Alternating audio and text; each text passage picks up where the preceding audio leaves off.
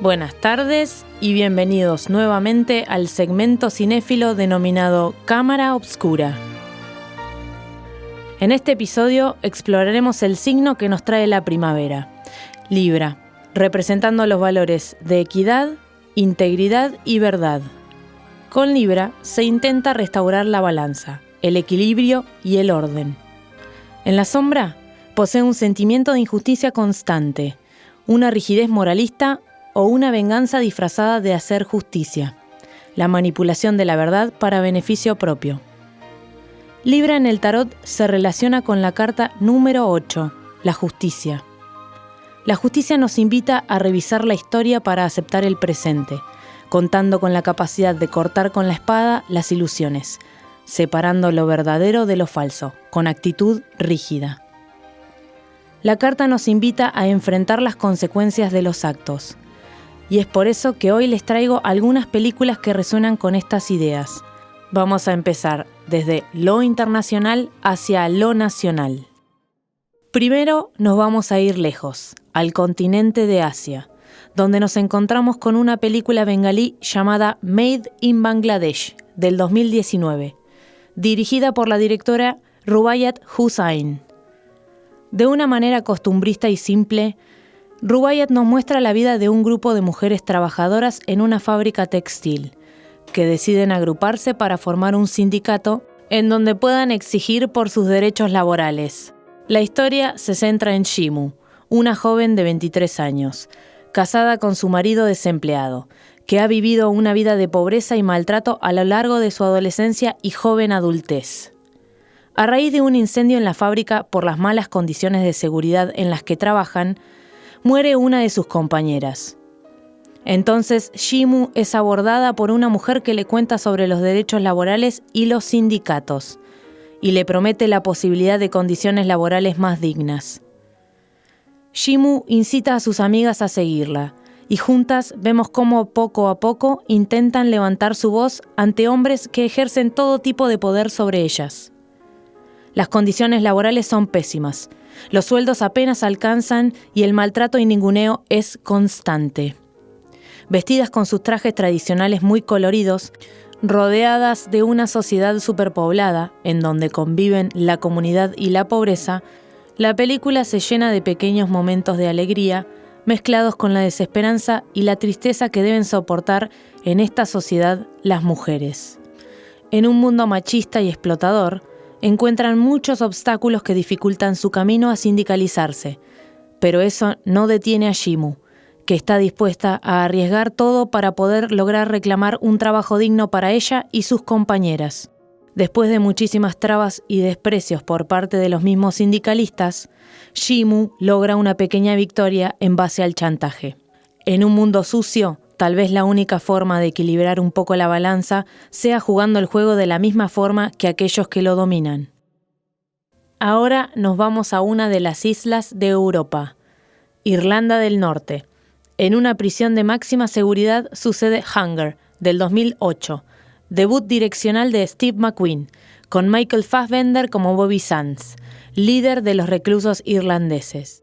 Basada en hechos reales, trata sobre las huelgas que se sucedieron en la década de los 80 en la prisión de Mace, en el norte de Irlanda, donde los miembros de la IRA, encarcelados allí, reclamaban ser reconocidos por su estatus de presos políticos, que les permitiría tener algunos tratos diferenciales a comparación de presos comunes.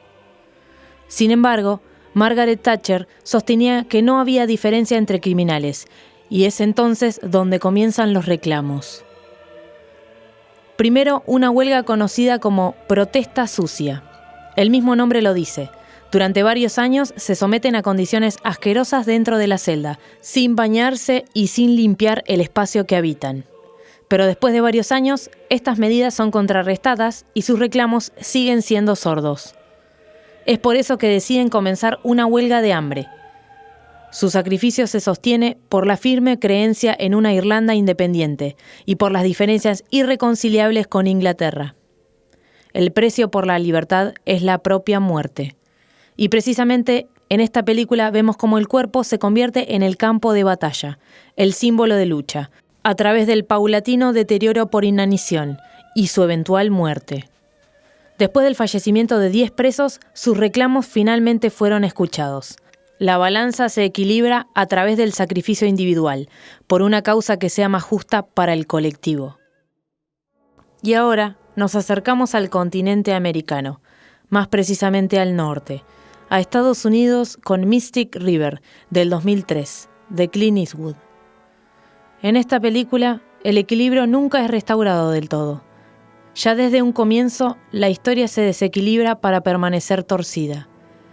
Esta cuenta la vida de 3 niños que son amigos. Una tarde, mientras juegan a la pelota, uno de ellos es secuestrado y llevado a un lugar desconocido donde permanece 4 días hasta que puede escapar. Nunca se nos dice qué pasó explícitamente, pero lo podemos imaginar. La vida de estas 3 personas queda marcada por ese hecho, y los encontramos 20 años después siendo adultos, viviendo vidas completamente diferentes el uno del otro. Pero una vez más, el crimen los une, el asesinato de la hija de uno de ellos. Es allí donde comienza un ida y vuelta en el que vemos cómo Dave, el hombre que de pequeño fue secuestrado, resulta ser el principal sospechoso de un crimen que en realidad no cometió, pero del que muchas pruebas apuntan. El personaje de Sean Penn, el padre de la joven asesinada, ciego de ira, busca en paralelo a la policía al cruel criminal que mató a su hija. Pero los métodos que posee uno no son los mismos que utiliza el otro, y pronto concluye que el asesino es su amigo de la infancia, aquel niño traumatizado. Incluso nosotros espectadores sospechamos de sus palabras. Es un juego de luces y sombras, donde el director juega ocultándonos información y revelándola lentamente para ir desplegando la historia. Siempre está presente una mirada omnisciente, como una especie de Dios, ya que varias veces la película apela a la espiritualidad de los personajes y a esta idea de que la moralidad proviene de la religión. Pero esta justicia divina no interviene de inmediato, y es donde el hombre actúa en base a su propio concepto de justicia, que en este caso se entremezcla con el de venganza. Jimmy mata a Dave, el amigo que había sido injustamente tratado por la vida, solo para darse cuenta momentos después que no era el verdadero asesino y que si hubiese dejado a la justicia institucional, aquella legítima, actuar, la verdad se descubriría eventualmente. Dave muere. Su vida ha estado rodeada de traumas, y su asesino se presenta ante la sociedad como un hombre que debe proteger a su familia y es respetado por su comunidad. La verdad es negada y silenciada. Finalmente, después de tanto viaje, aterrizamos en casa, con una película estrenada en el año 2022, del director Santiago Mitre, Argentina, 1985. Ambientada a fines de 1984 y principios de 1985, con el retorno a un gobierno democrático, la película cuenta la historia del grupo de abogados que llevó a la cárcel a la junta militar, responsables del genocidio más grande cometido en el país. Un hito histórico para nuestra querida Argentina y para el mundo, siendo el primer país en juzgar oficiales militares con un tribunal civil. Corren los primeros años de la vuelta a la democracia. El presidente Raúl Alfonsín toma la decisión de juzgar a los responsables de la dictadura militar que se sostuvo durante 7 años y que secuestró, torturó y mató a 30.000 ciudadanos. Un capítulo sangriento en la historia del país que exigía ser restaurado. Cuando se le encomienda esta tarea a Julio Estracera, junto a un grupo de jóvenes abogados recién salidos de la facultad, se encaminan en la ardua tarea de reunir miles de testimonios y pruebas a lo largo y ancho del país para demostrar lo sistemático de este plan de aniquilación a la mal llamada subversión, y de esta manera demostrar que la difundida teoría de los 2 demonios no era real, sino un invento del discurso para legitimar la violencia desmedida ejercida contra el pueblo argentino. Este juicio no restaura el equilibrio, que es ciertamente irreparable, pero sí les da voz a las víctimas y a sus familiares, y despierta a su pueblo con la memoria de lo sucedido. Siento que logra ahondar en el corazón de los argentinos al hablar de algo que como pueblo nos marcó con el lema del nunca más. Y esto también es un mensaje para los tiempos que corren en el presente. Nunca más a la mentira, nunca más al engaño, nunca más a la injusticia y nunca más a la violencia. Esta película ciertamente es la que mejor ilustra a la Carta de la Justicia en su esplendor. Señores jueces, nunca más. Gracias a todos por sintonizarnos nuevamente. Espero que hayan disfrutado de este episodio. En el siguiente nos encontraremos con el signo de Escorpio y la muerte. Hasta la próxima.